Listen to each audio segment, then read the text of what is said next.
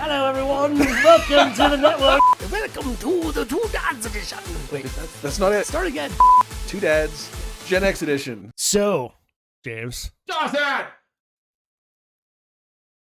you're gonna make it redline, dude.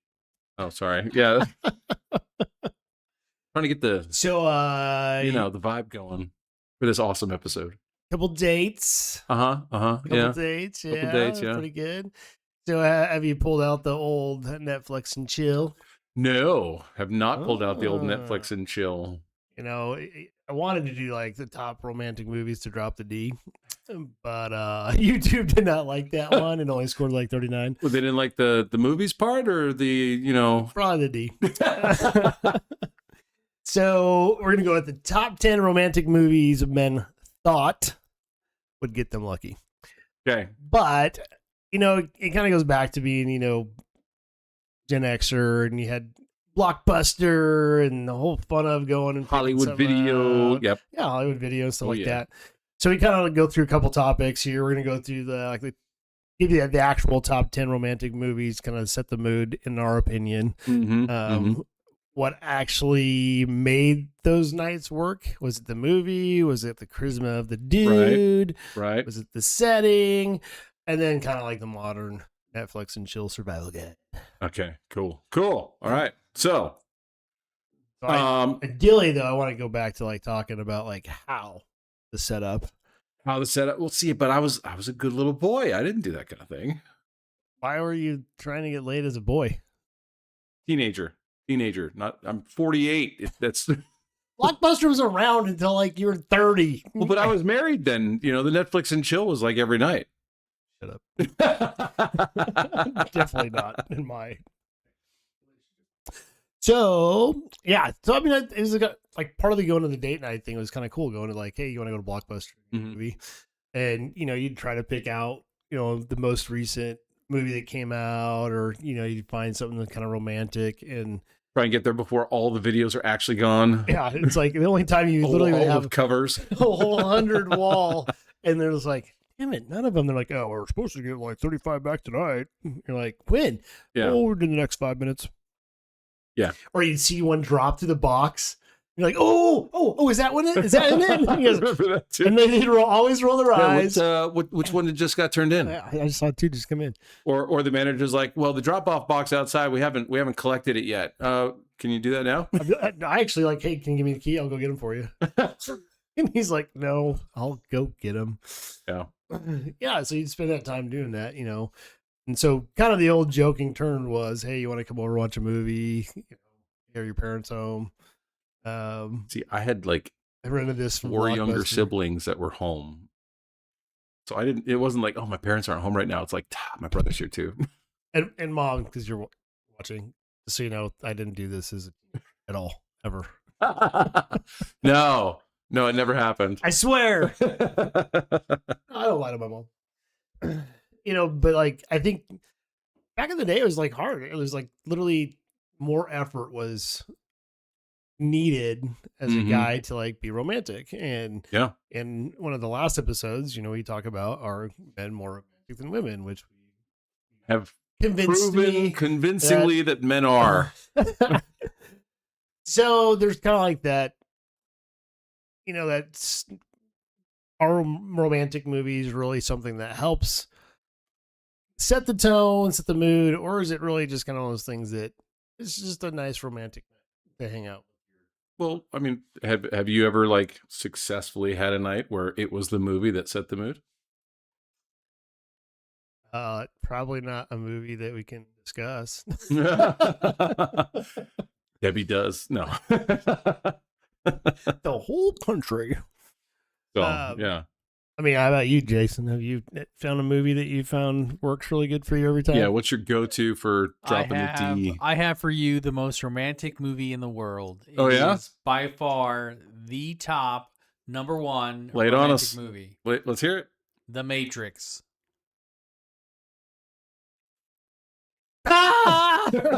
No, I'm serious. So, all right, why? What makes The Matrix so romantic? Well, it's not the deaths and the guns and the sci-fi and the shooting and the special effects, although those are very enjoyable to watch. Extremely romantic.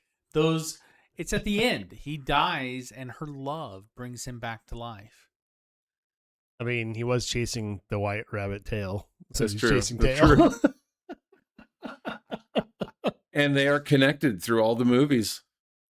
Well, even just the first one, like Neo dies, and she's like, "I love you, Neo. There's something I never told you," and she brings him back to life. She resurrects him from her love. I thought the Matrix was more of like a symbolism of Christ. It is, but it's also romantic. Romantically. All right, we can go with that.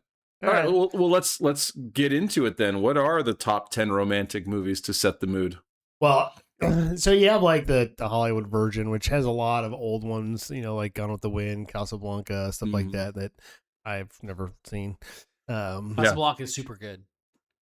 Yeah, and Gone with the Wind at the end where he just goes, "Frankly, my dear, I don't give a damn." That's so romantic. Oh, yeah. It's like, fuck you, bitch. I'm out of here. Yes.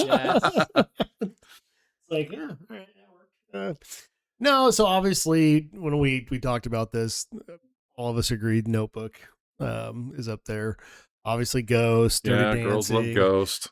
One that was not on any list, which I love because I'm probably more of a serendipitous guy. Okay. Is Serendipity with John Cusack.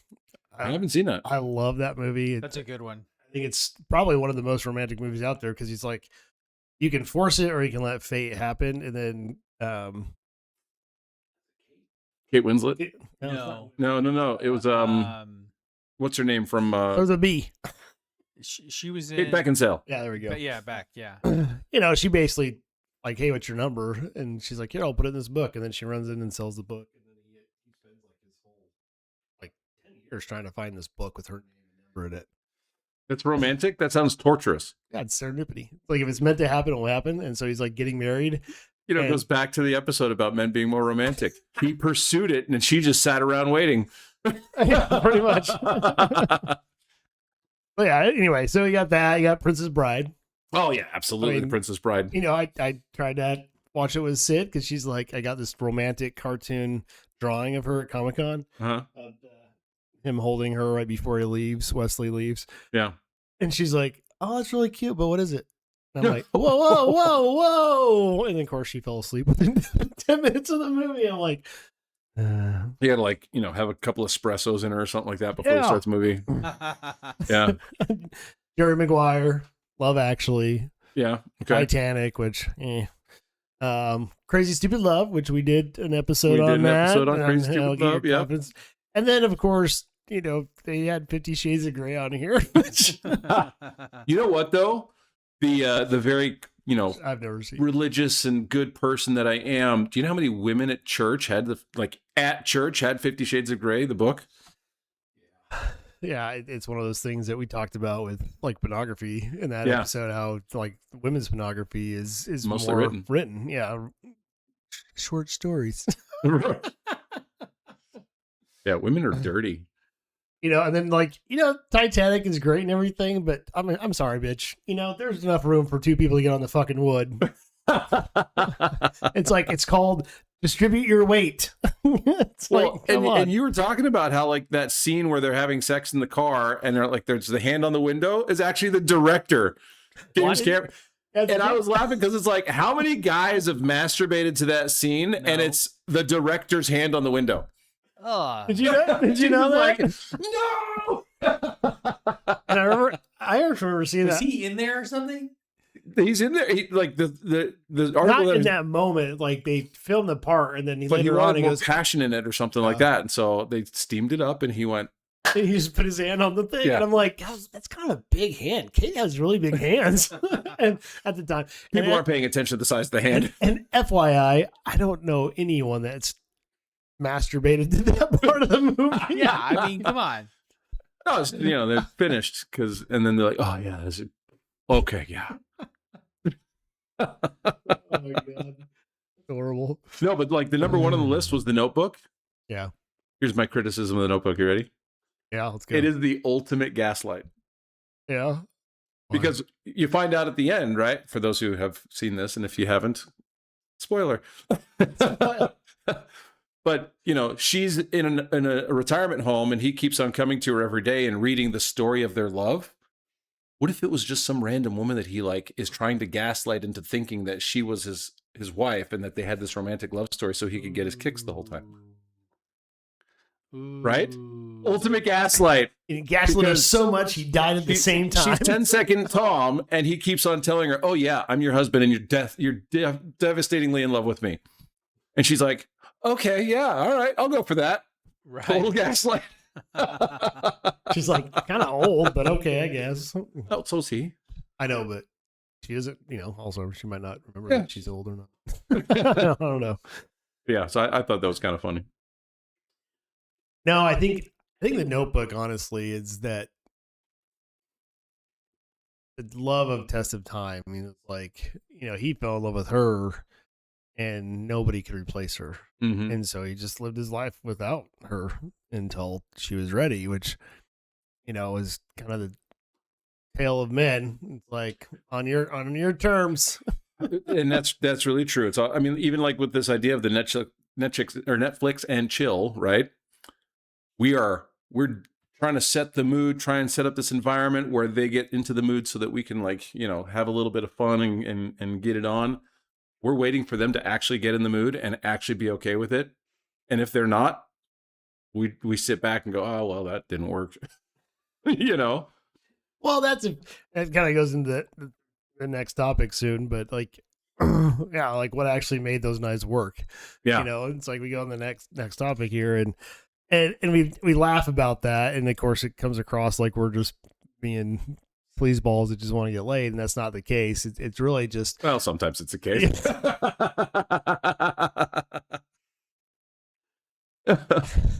Anyway, I mean, sometimes women just want to get laid. I mean, it's turnabout is fair play. It's true. So anyway, go on. So a lot of it is like, it really is the effort, because like, some date nights, you're lighting candles, you're trying to set the tone. Mm-hmm. And so what's funny is a lot of guys will think, was it the movie that did it? Like you asked, was it the movie or was it the effort they put into it? Yeah. Kind of thing. And so like the effort that she recognizes, oh, hey, he's really putting a lot of effort in this. He really loves me. And, and they start to feel appreciated and wanted, and guys want that too. And so really, is it like you're showing more vulnerability picking a romantic movie? Is it, the uninterrupted time together on a couch, cuddling, so you have like that small intimacy kind of thing? And how often do you continue to watch the movie after the deed is done? Well, if she's really into you, you might get past the opening credits. Might, right? Yeah, and then it's like the movie's just playing in the background as you're making out and. Okay, so you try to find one that has like a good soundtrack. Right. Yeah, has like Enya in the background. Enya, no, you got to do Hackers. Get some EDM in there. So having it in the background, kind of thing. Yeah. So, what about you? Like, because I mean, back in the day, you didn't have cell phones, and so like people weren't on their phones; they're actually engaging, interacting, talking. Mm-hmm. I think that's one thing I love. Our walks and in the like, we literally have no cell phone time. It's like we put them down, we don't use them. And I love that it's the precedent of the thing. It's like no one's like, I didn't say you can't have your phone, or she's like, please don't have your phone. It literally is we want to keep that on and spend time together. Yeah. And that's kind of what it was cool back then as Gen Xers. You had dedicated time that you were committing to that person. Mm-hmm. Even if it's watching movies, sitting on the couch, eating popcorn, whatever. And I think that's kind of the beauty of the movie date night. Well, and I really think it is the effort, right? There's the buildup of the anticipation, all that kind of stuff, but the effort that you're actually showing is the thing that is the romantic part of it, right? So like I've got a couple of teenage clients that I've talked to about like their girls that they like and they're not sure what to do and this kind of stuff. They have their insecurity. I find myself kind of teaching them what to do because our generation had all these moves. We'd go to the movie theater and we're like, and she knows exactly what we're doing, but Did you groan that much as a teenager? No, but I groan that much now getting out of bed where I'm like, If I was her, I'd be like, yeah. God damn, dude, are you right? You good? No, but like we had these moves, right? And so like there was one of my clients where I was talking to him, and I was talking about like, if this is how you can tell if she wants you to kiss her. You know, she's playing with her earring or her hair or something like that. She's looking at your mouth as you're talking. She's pausing at the car. That kind of those are signs. And I said, girls want confidence, and so if you feel like that's what's going on, it's okay to, one, you could just say, "Man, I'm really struggling not to kiss you right now," and see how she reacts to that. Because if she wants you to, she's going to go, "What's stopping you?" Or "Go ahead," or whatever, right? Or you can like put your hand behind the small of her back and like pull her in. If she's like, "Whoa, all right, you misread the situation." Kind of like Netflix and chill, where it's like you go in for the kiss and like, they're like they do the Friday. But like, okay, Felicia, right? But I mean, you read the situation as best you can, and then you go make your move. But it's like that's the effort part of it. It's intimate time where it's just the two of you. The lighting is low. You might have a scented candle, but people know what's coming. If you're like, hey, you want to come over and watch a movie? You want to Netflix and I don't know why I can't keep. Why can't you say that? Netflix and chill. Because of our society anticipating, we do all that. They know what that means, and if they're like, oh yeah, sounds great. Okay, they're anticipating that there's going to be some action going on. Whether you're actually having sex or not is not necessarily the point, but like. Well, and the funny thing is that phrase, I believe, is coined by millennials. Like, they're the ones that came up with that. Yeah. And it wasn't our generation. And it's kind of funny because we're just like, want to fuck?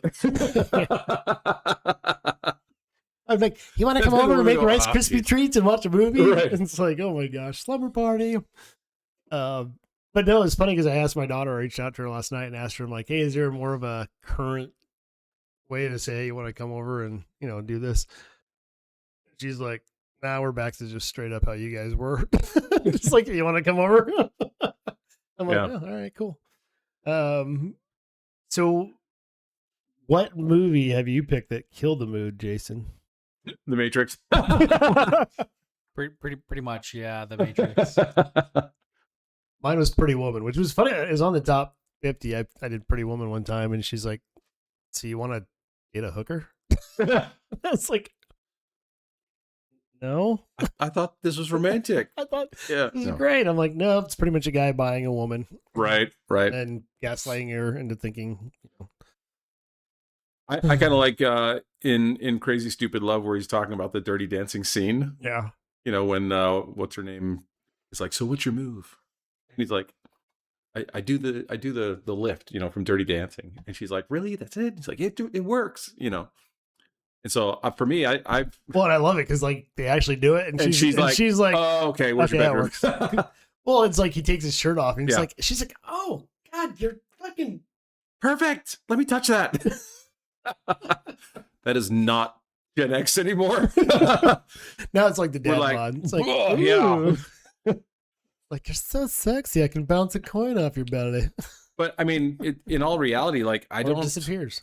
I don't do the Netflix. Why are you struggling with that, man? I can't say that. But the Netflix and chill, I don't do it.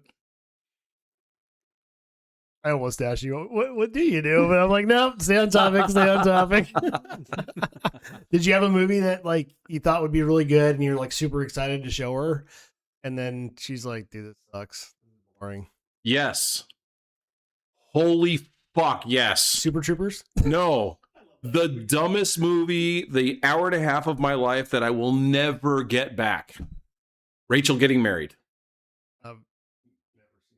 That the Friends? No, it's like the sister is in a mental institution. They let her out so that she can go to her sister's wedding, and it's like the family dynamic as she, and then she goes back to the institute. It was like, so my first wife and I watched it. We're like, this looks interesting. It got a bunch of good reviews, from Hollywood Video. And we paused it halfway through and we're like, do we even finish it? And I was like, maybe it'll get better. Maybe it'll get better. It's like Freddy Got Fingered. Oh, so bad. Such a bad movie. Such a bad movie. Oh yeah. So there are definitely some mood killers out there. Well, and I think the funny part of it is just like you're like, oh my god, this is so good, you love it, da da da da, and then you put it on and like they're asleep in like 10 minutes. You're like, yeah, all right, I guess I'll just keep watching it myself, which I've done that a lot. Yeah, which sometimes they fake falling asleep because they don't want to do anything. Oh, you mean like, okay. The women, yeah, like if you're doing the Netflix and chill, fuck, Netflix and chill, and then like you start the movie and you're like, whatever, and then she's like, yeah, she's not interested. You do the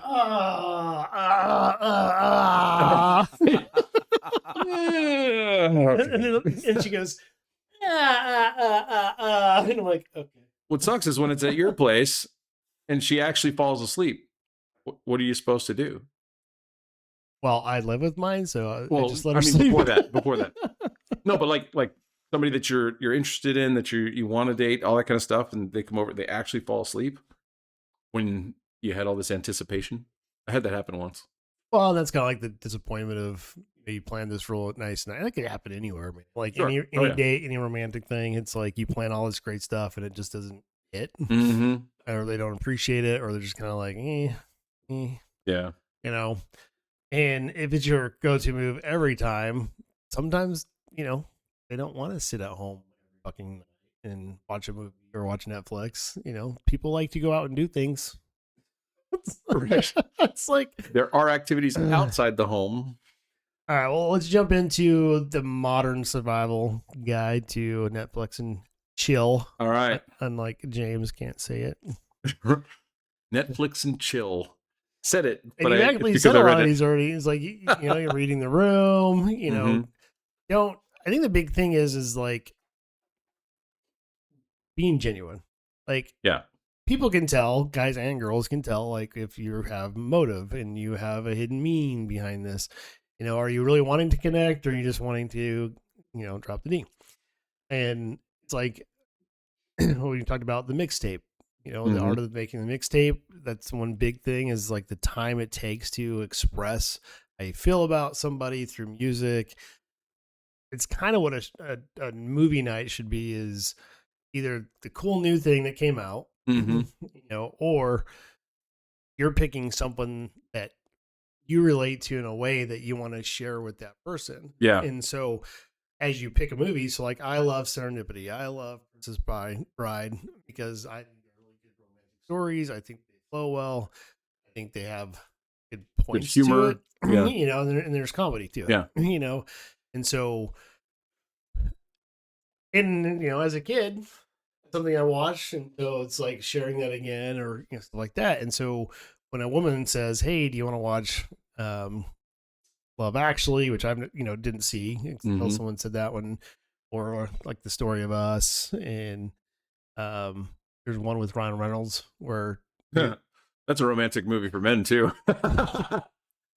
Deadpool. No, have you ever heard that? Like, okay, what's the one man that you would sleep with that isn't Ryan Reynolds? And all the men are like, oh. No. You never heard that? No. Oh well. Is that a pegging joke? I don't know. Why are you asking me? Would you sleep with Ryan Reynolds? No. Okay, good. But if I considered it, that's like the first go-to. I'm securing my masculinity, right? Shut up. I'm talking about movies, man. Not what male you're sleeping with. All right, so get on that topic. Right, that's a different episode. No, but I think the authenticity really matters. It's the realness of the movie, but like the authenticity of us reflecting who we are, right? Yeah. One of the things that's important, I think, when it comes to the reality of the Netflix and chill, I said it. Yes. 65 times.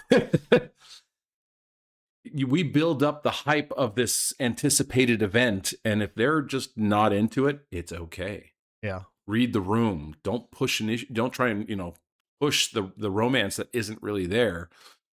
There's other women out there. There's plenty of fish in the sea. So well, and it's also pivoting. And so like you're watching a movie and she seems bored, not into it. So like we put on The Matrix, and she's like, "This is really this is really not something I enjoy." Mm-hmm. Don't get mad if she doesn't want to watch it. It's like, oh, they turn it off and say, "Okay, is there anything you do want to watch, or do you want to find?" Because I think having that ability to shift, not get offended, not get all butthurt. Yeah. And basically destroying the night by lashing out or, getting all mad because you had a vision in your head how it's going to happen. And I'll tell you, kids, life is so much better if you know how to pivot. It's just so much easier. There's less stress. Yeah. That's a great Friends episode. Just, once you learn how to do that, it really helps create that more genuine connection with that person. Yeah. There's a saying in artillery where it's adjust fire.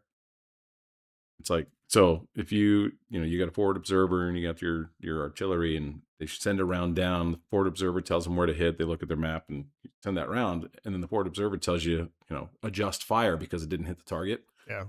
And so you make your adjustments and then hit your target. It is okay to do. Stay on target. Right. Stay on target. But you also don't want to be that jerk that like is just the douchebag brat bro that doesn't care about what the girl wants or thinks and is just trying to drop the D and doesn't care, right? Doesn't care about anything else. No, you're a douchebag if that's what you do. Yeah, and as Gen Xers, we had to like go through those awkward silences. You get there, it's weird at first. You're just trying to set the tone, the mood, but like maybe they're having a bad day, and like, hey, let's go for a walk first, or let's go do this first. We'll get something to eat really quick. But now you got DoorDash, and we've had those nights where like, I don't feel like doing crap. Can we just go to bed and watch TV? It's like kind of stuff. Yeah, but you're like in your relationship now, but like when you're first starting out and all that kind of stuff, this is a mood killer. It is the mood killer because we just aren't engaging each other. We're not talking. We're not doing anything. And so the whole idea of this is, how do we connect? Sitting on our phones during a movie, it's just not connecting at all. Yeah, I will say in the past, like I would get really like hurt by that. Like if I'm like, hey, let's watch this movie, and we sit down, and like within 10 minutes they're on their phone just scrolling, and I'm like, yeah. And I would stop like, hey, do you want to watch something else if this is interesting for you? And she's like, I just really don't watch movies. It's like, that should have been a red flag for me. Right. Back in the day, it's like, oh, okay. Here I'm giving you like open freedom, quality time, uninterrupted time, and you still choose the phone over me. Luckily, I don't have to deal with that anymore. So. Yeah, right. But that's a red flag. And don't do it yourself, girls. If it's the guy's doing it, that's a red flag. Yep. Yeah, it's one thing to like pull the phone out, check, put it down, and that's the only time during dinner. But I think. Well, we had the top 10 movies. I think they're pretty romantic. You can go back. We'll put them in the list in the description below. That way you can see them if you haven't seen any of those movies, which, younger generation, they probably haven't seen most of those. And share with us the ones that you would put into that top 10 list. What movies have either been successful for you or that, especially for the women, what would you want the movie to be for a Netflix and chill? Yeah, and please don't say Twilight. Twilight destroyed the masculine man. Oh, so shiny. I got shininess all over my body. Yeah. It's so dumb. So stupid. What's funny about that is that? The Wayne brothers, they always do the parodies. Yeah. And they did the Vampires Suck. Yeah. And so it takes like that. And so I saw that before Twilight. And so it was Twilight funny. Was a parody? So yeah. So then we actually watched Twilight. I'm like, I remember this movie being so much more funnier. Yeah. It's like, this is really boring and lame. And like they over exaggerate the scene where like she's in the round window in the attic staring down at him in the rain. And like the Wayne brothers is hilarious because they have like winter, snow, and all this stuff, and he's just like getting pelted and hit by all this stuff. And so when they actually watch the real one, I'm like, didn't more happen in this scene? I go, this is kind of stupid. Yeah. Kind of stupid. More than kind of stupid. It was so dumb. Anyway, so yeah, there's our little kind of a date night idea. Top 10 romantic movies to drop the D. To drop the D, even though Netflix didn't like that terminology for the title. What we thought would work. All right, guys. Thanks for joining us. Hit that like follow, and subscribe. I got you. Yeah. Thanks. Cheers. Hit that like, follow, subscribe. Ha! Stay classic, Kansas City.